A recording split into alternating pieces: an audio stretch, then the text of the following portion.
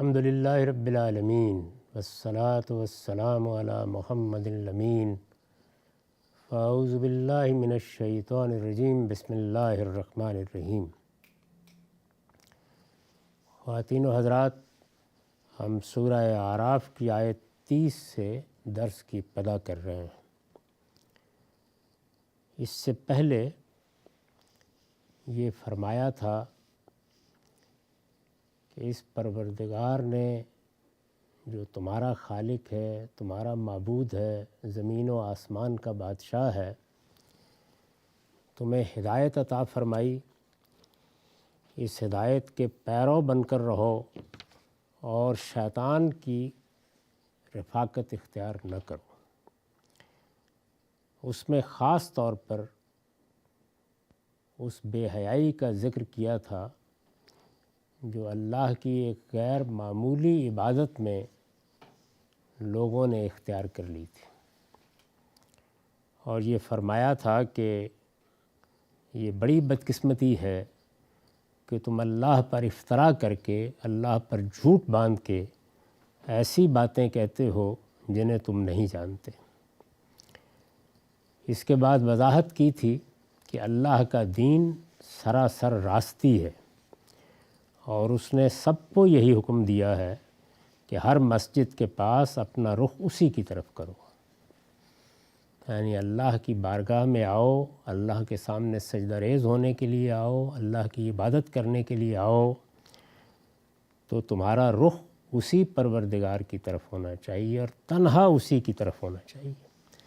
وَأَقِیمُوا وُجُوهَکُمْ عِنْدَ کُلِّ مسجد کے بعد میں نے بتایا تھا کہ اِلَى اللّٰہِ وَحْدَہ یا اس کے ہم معنی الفاظ حذف ہے۔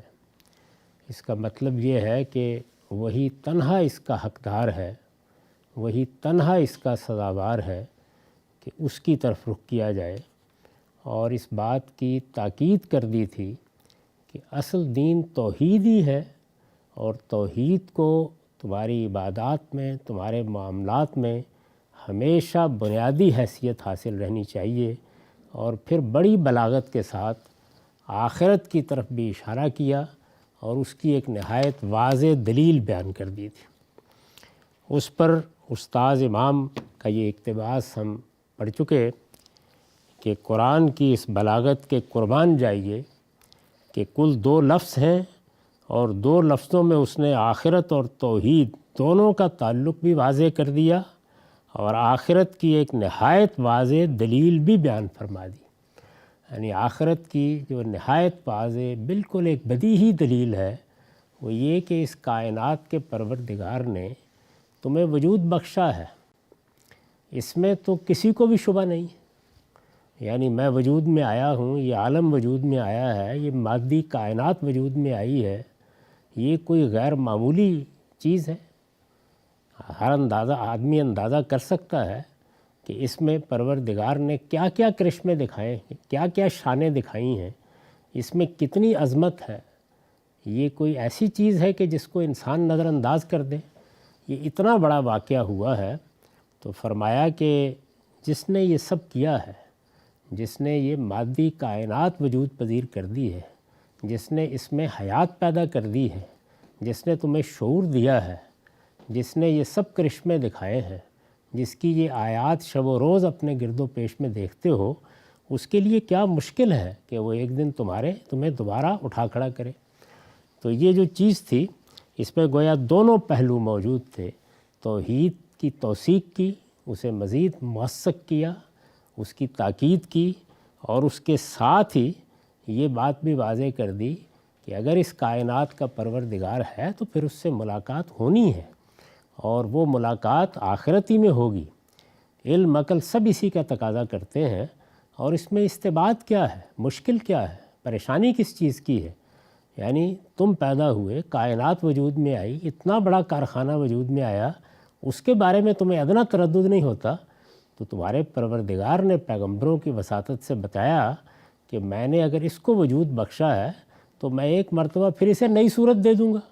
تو اس میں کیا چیز ہے کہ جس کے بارے میں بحث کی جائے؟ یہاں تک بحث پہنچ گئی، اور پھر فرمایا کہ فریقاً ہدا و فریقاً حق علیہم الضلالہ، इन्नहुम इत्तखज़ु अश-शयातीन औलिया मिन दूनिल्लाह व यहसबून अन्नहुम मुहतदून। ये याद होगा कि हमने पीछे जो पैराग्राफ था उसका रब्त कायम किया था कि शयातीन की जिस रफ़ाकत का पीछे ज़िक्र हुआ है वो इस आयत में था कि इन्ना जालना शयातीन औलिया लिल्लज़ीना ला युमिनून। तो उसके बाद हमने ये बताया था कि यहाँ गोया ये चीज़ मुक़द्दर है कि ये इसी रफ़ाकत का नतीजा है। ऐ पैगंबर के तुम्हारी कौम के ये लोग जब किसी बेहयाई का इर्तिकाब करते हैं तो ये कहते हैं। तो गोया अल्लाह ताला ने पीछे जो बात फरमाई थी कि शयातीन इनके रफ़ीक बन गए हैं, उसी पर बात को आगे बढ़ाया था। अब ये देखिए कि जब ये सिलसिला ख़त्म हुआ तो इसको वाज़े कर दिया, यानी रब्त का ये पहलू यहाँ ख़ुद वाज़े कर दिया। फ़रीक़न हदा व फ़रीक़न हक्का अलैहिमुद्दलाला, एक गिरोह को उसने किसने परवरदिगार ने हिदायत बख्शी, वो इन सब बातों को मानता है। यानी ये जो हक़ाइक़ पीछे बयान हुए कि इस कायनात का तन्हा मालिक, इस कायनात का तन्हा बादशाह, इस कायनात का तन्हा माबूद वो है जिसने इस कायनात को वजूद बख्शा है, उसी को होना चाहिए। और उसके लिए कुछ मुश्किल नहीं है कि अगर वो पहली मर्तबा ये सब कुछ वजूद में ले आया है तो इसको दोहरा दे, इसको नई सूरत दे दे, इसको ख़त्म करके एक नई दुनिया बना दे। ये उसके लिए कुछ मुश्किल नहीं है। ये हक़ाइक़ इतने वाज़े हैं, इतने बदीही हैं कि इनको मानने में किसी आदमी को तरद्दुद नहीं होना चाहिए। तो फरमाया एक गिरोह को उसने हिदायत बख्शी, वो इन सब बातों को मानता है। यानी ये अल्लाह का करम होता है कि अल्लाह ताला इंसान को रास्त फ़िक्री अता फ़रमाए, सीधी तरह सोचने की हिदायत अता फ़रमाए।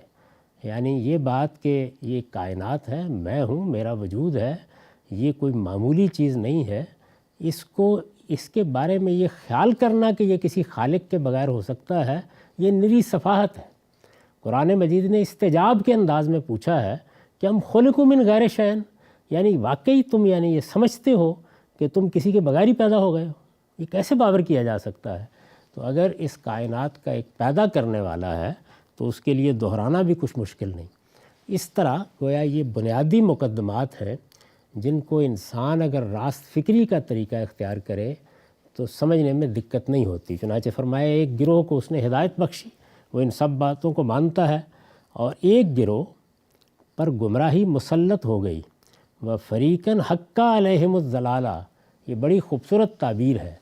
यानी जब इंसान अपने बातन में हठधर्मी इख्तियार कर लेता है, जब बुनियादी हक़ाइक़ को जुटलाना शुरू कर देता है, जब किसी चीज़ का नतीजा देखकर बिलक जाता है कि मान लिया तो फिर मुझे ये ज़िम्मेदारियाँ कबूल करनी पड़ेंगी, जब तासुबात में मुब्तला हो जाता है, जब अनानियत आड़े आ जाती है, तो इस तरह के सब मौक़ों के ऊपर फिर इसके लाज़मी नतीजे के तौर पर गुमराही ही को अल्लाह ताला उसके लिए सीधा कर देता है। यानी फिर गोया गुमराही उस पर मुसल्लत होकर रहती है, शयातीन उस पर मुसल्लत होकर रहते हैं। और एक गिरोह पर गुमराही मुसल्लत हो गई, फ़रीक़न हक्का अलैहिमुद्दलाला।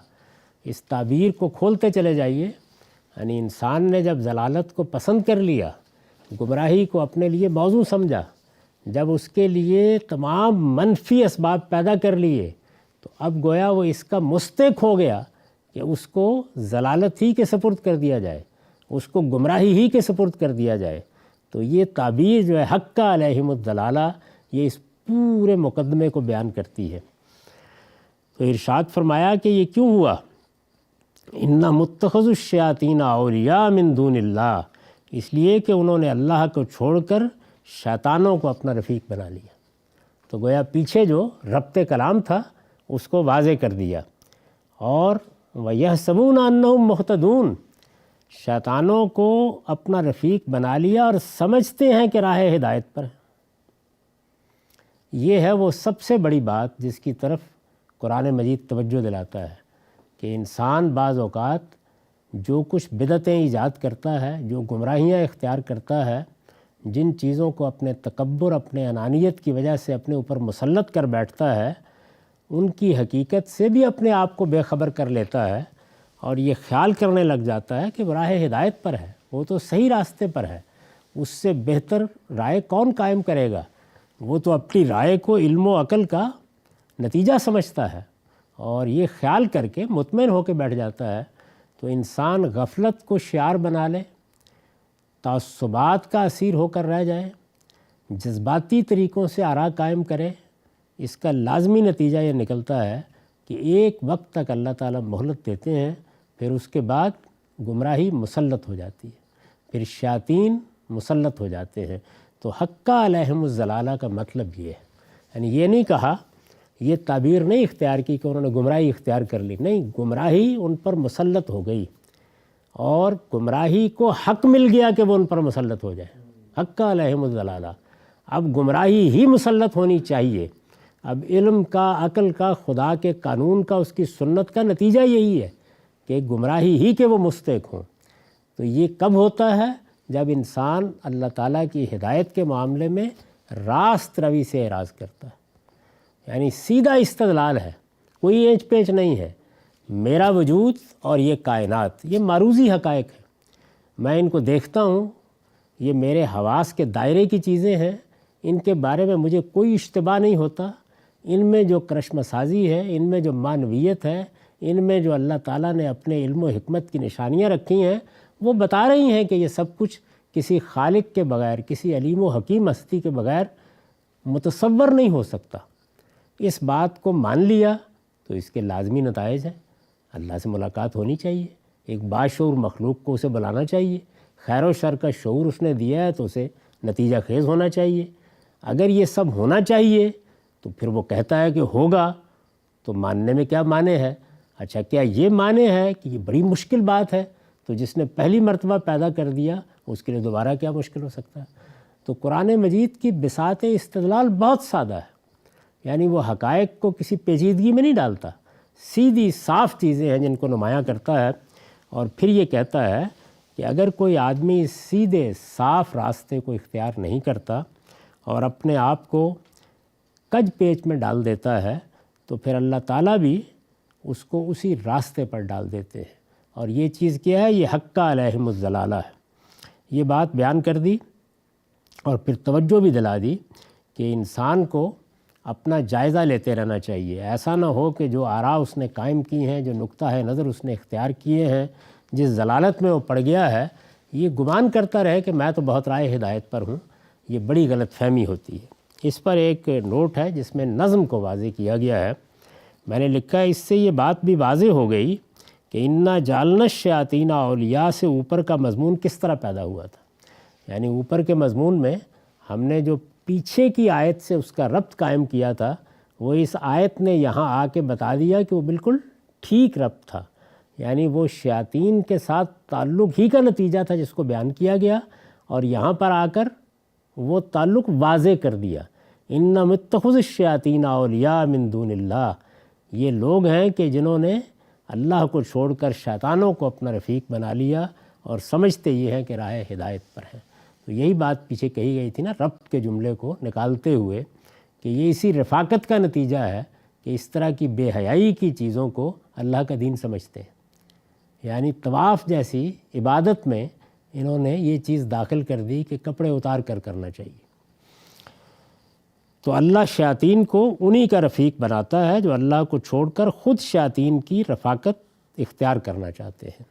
اس سے یہ بات بھی واضح ہو گئی کہ اوپر کا مضمون کس طرح پیدا ہوا تھا، اور یہ بھی کہ اللہ شیاطین کو انہی کا رفیق بناتا ہے جو اللہ کو چھوڑ کر خود شیاطین کی رفاقت اختیار کرنا چاہتے ہیں۔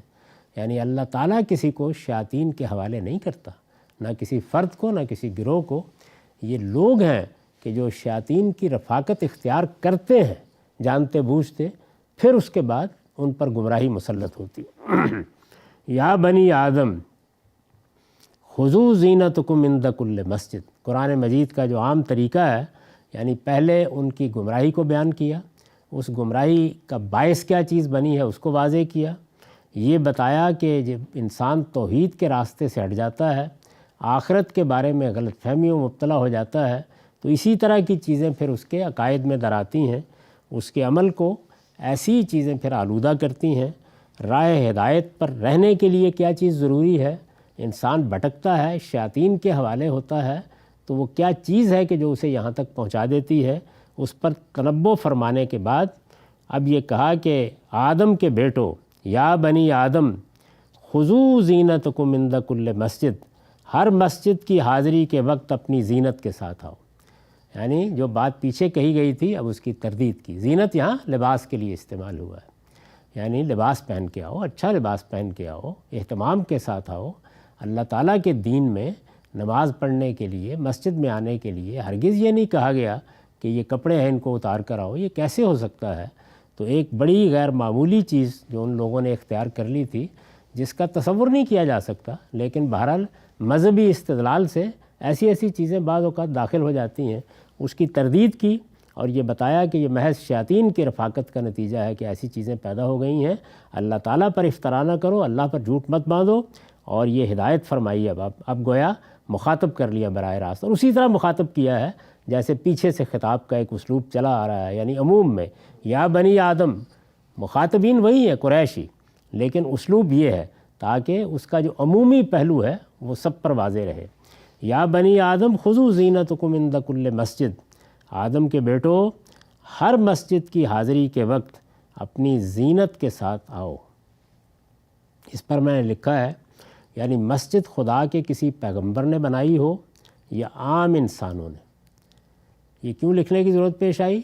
یہ وہ مسجد جس کا ذکر پیچھے تھا، جس میں وہ بدعت ایجاد کی گئی تھی، وہ اللہ کے ایک پیغمبر کی بنائی ہوئی مسجد ہے۔ 3 مسجدوں کے بارے میں ہم جانتے ہیں کہ وہ اللہ کے پیغمبروں کی بنائی ہوئی ہیں، یعنی سیدنا ابراہیم علیہ السلام نے مسجد حرام کی بنیاد رکھی، اسی طرح سے رسالت مآب صلی اللہ علیہ وسلم نے مسجد نبوی کی بنیاد رکھی، اور سیدنا سلیمان و داؤد علیہ السلام نے ہیکل سلیمانی کو تعمیر کیا۔ یعنی مسجد خدا کے کسی پیغمبر کی بنائی ہو یا عام انسانوں نے، اس میں اپنا لباس پہن کر آؤ۔ لباس میں سادگی اور درویشی احرام کے آداب میں سے ہے، اور جتنی مطلوب ہے حج و عمرہ میں اختیار کر لی گئی۔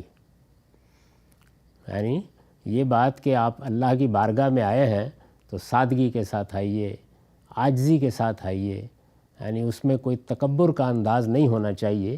وہ جتنی مطلوب ہے سادگی اور درویشی، جتنی اللہ کے دین میں مطلوب ہے، وہ احرام کے آداب میں داخل کر کے ملحوظ رکھی گئی، بس وہاں ہو گئی، کافی ہے۔ لباس میں سادگی اور درویشی احرام کے آداب میں سے ہے، اور جتنی مطلوب ہے حج و عمرہ میں اختیار کر لی گئی ہے۔ خدا کے دین میں اس کے سوا ہر موقع کے لیے یہی حکم ہے کہ معمول میں جو لباس پہنتے ہو اسے پہن کر عبادت کریے۔ یعنی نہ تو اس طرح کا کوئی اہتمام کرنے کی ضرورت ہے کہ آپ نے کوئی لباس فاخرہ پہن کر جانا ہے، بس جو لباس آپ معمول میں پہنتے ہیں، جو اچھا لباس ہے جس کو پہن کر آپ باہر جاتے ہیں، وہ لباس پہنیے اور مسجد میں آئیے۔ تو یہ بات اللہ تعالیٰ نے یہاں پر مسجد کے بارے میں، نماز کے بارے میں واضح کر دی۔ ایسی کوئی مسجد نہیں ہے جس کی حاضری کے لیے یہ شرط ہو کہ لوگ کپڑے اتار کر حاضر ہوں، نہ انسانوں کی بنائی ہوئی، نہ کسی پیغمبر کی بنائی ہوئی۔ یہ اس کی تردید کا جملہ ہے اصل میں، خذو زینتکم عند کل مسجد، یعنی ہر مسجد میں، آدم کے بیٹو ہر مسجد کی حاضری کے وقت اپنی زینت کے ساتھ آؤ۔ وَكُلُوا وَاشْرَبُوا وَلَا تُسْرِفُوا، اور کھاؤ پیو مگر حد سے آگے نہ بڑھو۔ یعنی جب اب یہ دیکھیے یہ قرآن مجید کا اسلوب ہے، ایک بات جو ایک خاص سیاق میں تھی وہ آ گئی تو اب اس کو اصول کی طرف بڑھانا شروع کر دیا۔ جب یہ کہا کہ زینت کے ساتھ آؤ، ایک افراط پیدا ہوئی تھی، کپڑے ہی اتار دو۔ ایک یہ ہے کہ آپ یہاں پر کوئی غیر معمولی اہتمام کرنا شروع کر دیں، تو فرمایا نہیں، ہر جگہ سادگی، ہر جگہ اعتدال، یہی اللہ کو مطلوب ہے۔ اور کھاؤ پیو مگر حد سے آگے نہ بڑھو، نہ ادھر بڑھو نہ ادھر بڑھو۔ آپ دیکھیں دونوں طرح کے معاملات ہیں۔ بعض لوگوں کا معاملہ یہ ہے کہ اللہ تعالیٰ نے کچھ دیا ہو تو معلوم ہوتا ہے کہ دسترخوان پر جب تک 100 کھانے نہ ہوں اس وقت تک اطمینان نہیں ہوگا۔ اچھا، اسی طرح لباس، اسی طرح اور چیزیں، ان میں افراط ہی افراط ہوتی ہے۔ دوسری جانب کیا ہے کہ نہیں، کھانا کیا ہے، یہ تو 2 ماشے خوراک کافی، یعنی 2 ماشے بھی کیا، اس میں ذائقہ بھی نہیں ہونا چاہیے۔ تو یہ افراط تفریط کھانے میں، پینے میں، رہن سہن میں، اٹھنے میں، بیٹھنے میں، عبادت میں، ہر جگہ انسان اختیار کر لیتا ہے۔ تو اس لیے ارشاد فرمایا، اور کھاؤ پیو، کھاؤ پیو تعبیر ہے قرآن مجید میں، یعنی زندگی بسر کرو، زندگی کی نعمتوں سے فائدہ اٹھاؤ۔ ہم بھی بولتے ہیں اس معنی میں، ولا تسرفوا، مگر حد سے نہ بڑھو۔ تو اس پر اسی وجہ سے میں نے اسی تعمیم کو کھولا ہے۔ مطلب یہ ہے کہ پہننا ہو یا کھانا پینا، ان میں سے کوئی چیز بھی ممنوع نہیں ہے۔ یہاں سے تمہید اٹھائی جا رہی ہے، بہت بڑا مضمون آگے آنے والا ہے۔ مطلب یہ ہے کہ پہننا ہو یا کھانا پینا، ان میں سے کوئی چیز بھی ممنوع نہیں ہے۔ خدا کی شریعت میں ممنوع صرف اسراف ہے، اس سے ہر حال میں بچنا چاہیے۔ یعنی یہ جڑ کاٹ دی ہے یہ لفظ کہہ کے، کھاؤ پیو ولا تسرفو، کھاؤ پیو یعنی اللہ نے نعمتیں دی ہیں، استعمال کرو۔ آپ اس کو سادہ تعبیر میں تبدیل کر لیجئے، جو دنیا میں نعمتیں دی ہیں، کھانے کے لیے دی ہیں، پینے کے لیے دی ہیں، پہننے کے لیے دی ہیں، زندگی گزارنے کے لیے دی ہیں، استعمال کرو، اللہ کی دی ہوئی نعمتیں ہیں۔ بس ایک بات یاد رکھو، ولا تسرفو انہ لا یحب المسرفین، کھاؤ پیو مگر حد سے آگے نہ بڑھو، اللہ حد سے بڑھنے والوں کو پسند نہیں کرتا۔ مطلب یہ ہے کہ پہننا ہو یا کھانا پینا، ان میں سے کوئی چیز بھی ممنوع نہیں ہے۔ خدا کی شریعت میں ممنوع صرف اسراف ہے، اس سے ہر حال میں بچنا چاہیے۔ اسراف کیا ہے؟ حد سے آگے بڑھ کر کھانا پینا، خرچ کرنا، زندگی کی سہولتوں سے فائدہ اٹھانے میں تمام حدود کو لانگ جانا۔ استاذ امام لکھتے ہیں اللہ تعالیٰ قائم بالقسط ہے، یعنی اللہ انصاف پر قائم ہے، یہ اللہ کی بڑی صفات میں سے ہے۔ اس وجہ سے وہ مقسطین یعنی عدل و اعتدال پر قائم رہنے والوں کو پسند کرتا ہے۔ اللہ تعالیٰ کا جو مزاج ہے وہ چونکہ خود قائم بالقسط ہے، تو وہ اپنی مخلوقات سے بھی یہی پسند کرتا ہے کہ لوگ عدل پر اور اعتدال پر قائم رہیں۔ اگر آپ غور کریں تو عدل جس طریقے سے معاملات میں توازن قائم کرتا ہے، اسی طرح اعتدال ہمارے زندگی کے معمولات میں توازن قائم کرتا ہے، اور یہ توازن ہے جو حسن کا منبع ہے۔ آپ غور کر کے دیکھیں تو یہ صرف توازن ہے جو جب قائم ہو جاتا ہے تو ہر طرف حسن کی نمود ہوتی ہے۔ یعنی عدل و اعتدال پر قائم رہنے والوں کو پسند کرتا ہے۔ مسرفین، اب اس کے مقابل میں کیا ہے؟ مقسطین کون ہیں؟ عدل اور اعتدال پر قائم رہنے والے۔ اس کے مقابل میں مسرفین یعنی عدل و اعتدال سے تجاوز کرنے والوں کو پسند نہیں کرتا۔ یہ بے اعتدالی افراط کی نوعیت کی بھی ہو سکتی ہے، آگے بڑھ جانا، تفریط کی نوعیت کی بھی، بالکل پیچھے ہٹ جانا، یعنی دونوں طرح کی ہو سکتی ہے۔ اور یہ دونوں ہی باتیں خدا کی پسند کے خلاف ہیں۔ نہ وہ یہ پسند کرتا ہے کہ آدمی کھانے پینے پہننے ہی کو مقصود بنا لے اور رات دن اسی کی سرگرمیوں میں مشغول رہے، یعنی زندگی ہے ہی یہی کہ کھانا ہے پینا ہے، اس کے سوا زندگی کا کوئی مقصد نہیں، زندگی کی سارے مسائل اسی کے گرد گھومتے ہیں۔ تو اس کا مطلب یہ ہے کہ افراط پیدا ہو گئی، رات دن اسی کی سرگرمیوں میں مشغول رہے۔ اور نہ وہ یہ پسند کرتا ہے کہ ان چیزوں کو راہبوں اور جوگیوں کی طرح تیاگ دے، چھوڑ دے۔ تبذیر اور تفریط دونوں ہی شیطان کی نکالی ہوئی راہیں ہیں۔ آپ حدود سے آگے بڑھیں تو یہ بھی شیطان کی نکالی ہوئی راہ ہے، اور آپ راہب بن جائیں، دنیا کی چیزوں کو چھوڑ دیں، ان کو تیاگ کر بیٹھ جائیں، تو یہ بھی شیطان کی نکالی ہوئی راہ ہے۔ خدا زندگی کے ہر پہلو میں عدل و اعتدال کو پسند فرماتا ہے۔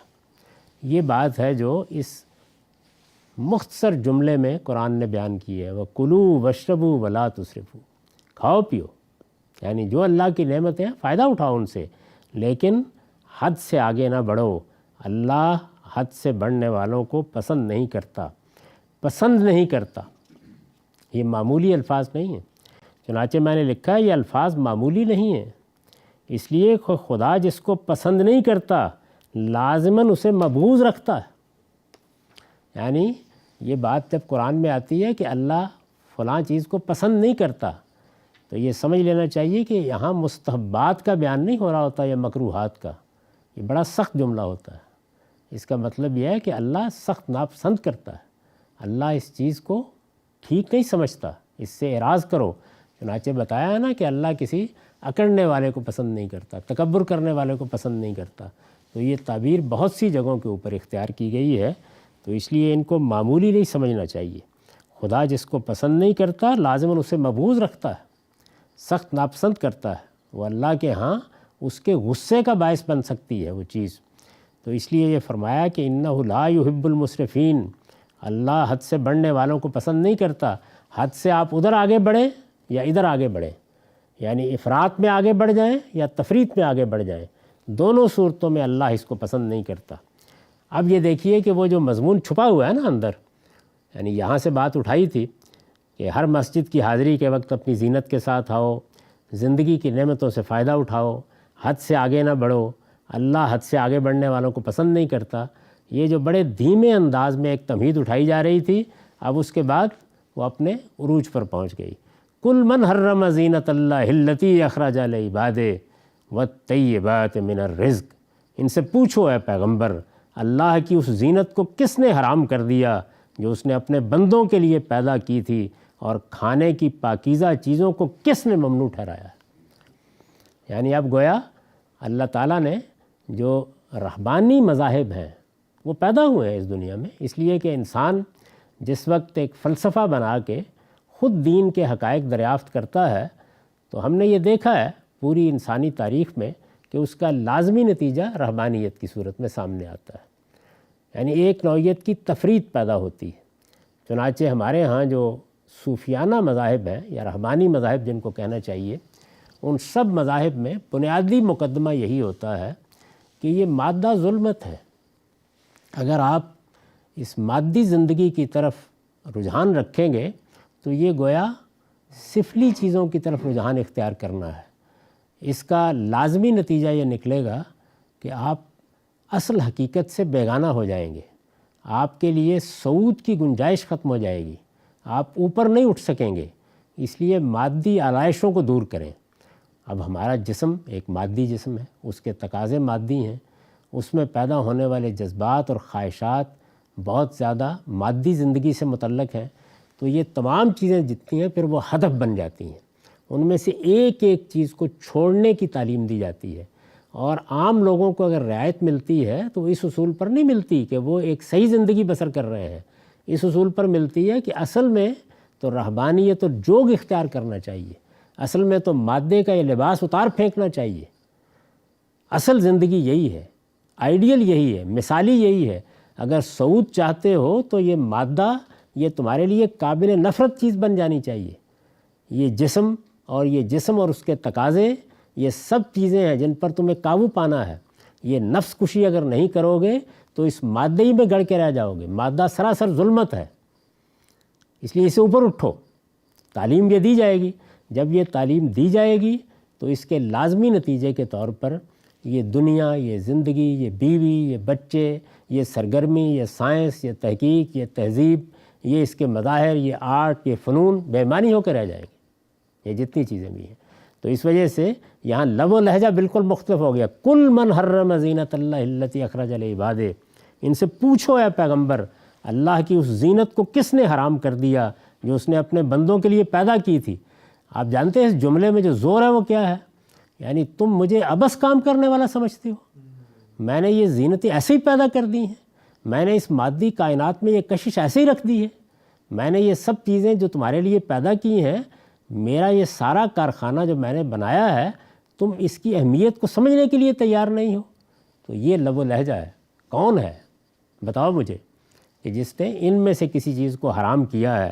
اور کھانے کی پاکیزہ چیزوں کو، یعنی برتنے کی جتنی چیزیں ہیں جن کی طرف انسان رغبت اختیار کرتا ہے، وہ سب کی سب کو زینت سے تعبیر کیا ہے۔ اب زینت جب حلال ہے، جب زینتوں کے معاملے میں اللہ تعالیٰ یہ فرما رہے ہیں تو اس کا مطلب ہے کہ ضرورت کی چیزوں کے بارے میں تو بحث کی کوئی مقام ہی نہیں۔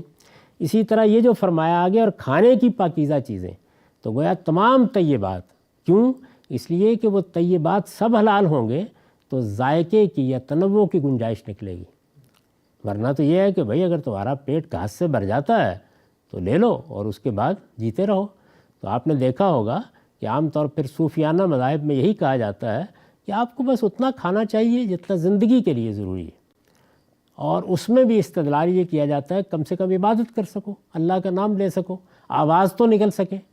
تو یہ جو استدلال ہے اس استدلال کو قرآن مجید نے یہاں بالکل اٹھا کے پھینک دیا، صاف صاف طریقے سے کہہ دیا ہے کہ اللہ نے جو زینتیں پیدا کی ہیں، کون جسارت کرتا ہے، کون خدا کے مقابل میں کھڑا ہو کے یہ کہنا چاہتا ہے کہ میں نے ان کو حرام کر دیا ہے، اور کھانے پینے کے طیبات کو۔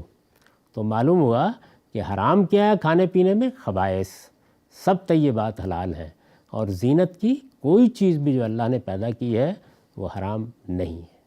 اقول قولی ھذا واستغفر اللہ لی ولکم ولسائر المسلمین۔